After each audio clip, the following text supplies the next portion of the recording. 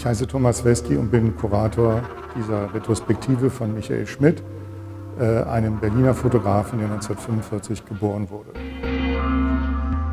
Das Besondere an seinem Lebenswerk ist, dass er immer wieder sich neu erfunden hat, dass er, nachdem er Werkgruppen beendet hat, wieder von vorne angefangen hat, einen neuen Zugang zur Wirklichkeit mit fotografischen Mitteln zu schaffen. Das zeichnet sein Werk auf besondere Art aus, diese Form der Erneuerung, der Innovation, des Experiments und auch des Scheiterns.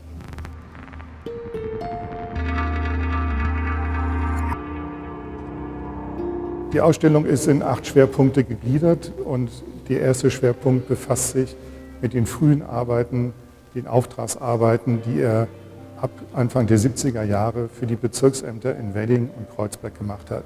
Michael Schmidt war Autodidakt, hat sich die Fotografie selbst beigebracht und hat seinen Lebensunterhalt ab Anfang der 70er Jahre damit verdient, für diese Bezirksämter oder für Zeitschriften und Zeitungen zu fotografieren.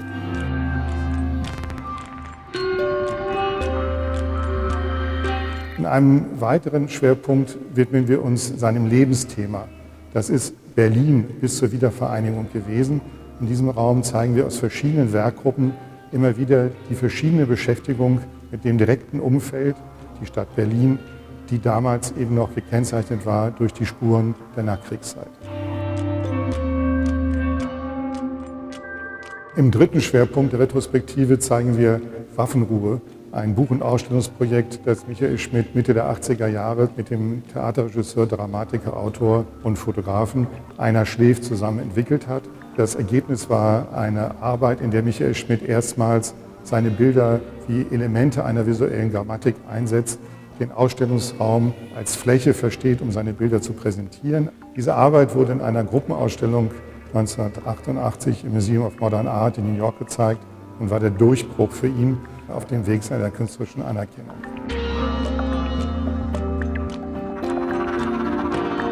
Darauf folgt dann die Arbeit, die ihm international endgültig die Anerkennung gebracht hat, Einheit, in der er sich mit den Folgen der Wiedervereinigung des politischen Prozesses befasst, mit der Zeichenhaftigkeit von politischen Systemen, aber auch mit der Rolle der Fotografie in diesen Systemen.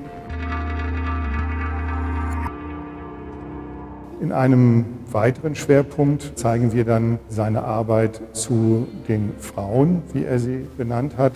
Eine Arbeit, die anfing, sich mit jungen Menschen auseinanderzusetzen, Männern und Frauen. Nach einer bestimmten Phase hat er sich auf die Frauen konzentriert, weil er der Meinung war, dass sich um diesen Zeitraum herum, um die Jahrtausendwende, ein neues Selbstverständnis der Frauen erstmals ausdrückt in der Körpersprache, in der Art, wie sie sich behaupten. Und gleichzeitig sieht man diesen Bildern aber auch immer wieder die Fragilität der Existenz an.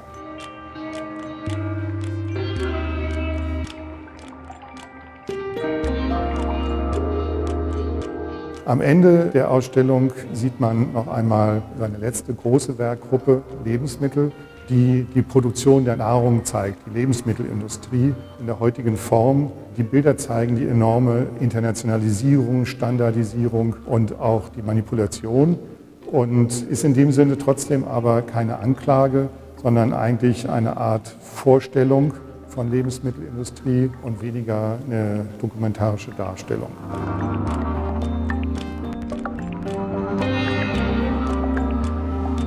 Ganz am Ende der Ausstellung zeigen wir nochmal die Arbeiten, die er aus dem Archiv heraus generiert hat. In diesem Raum sieht man auch weitere Arbeiten, die er aus dem Archiv oft mit großem zeitlichen Abstand heraus nochmal zusammengestellt hat.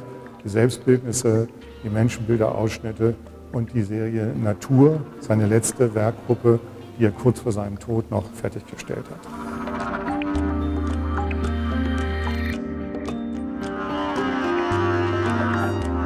Das Werk von Michael Schmidt ist einzigartig in der deutschen Nachkriegsfotografie.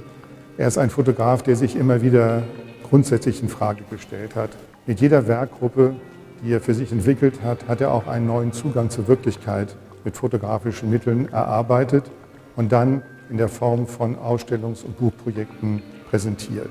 Ich finde es toll, dass man das Lebenswerk des Berliner Fotografen Michael Schmidt jetzt im Hamburger Bahnhof in seinem ganzen Umfang sehen kann.